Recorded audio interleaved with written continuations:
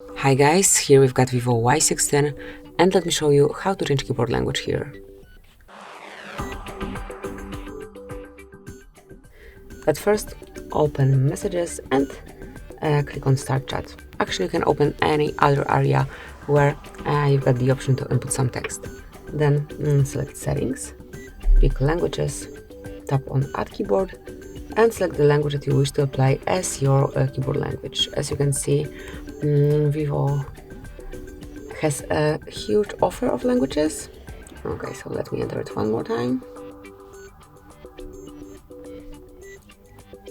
And you can pick anything you want. You can either scroll or look for it via the search tab.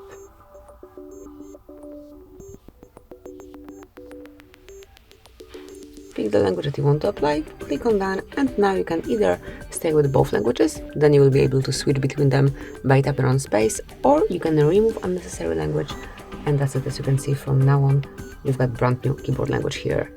So that's it, that would be all. Thank you for watching.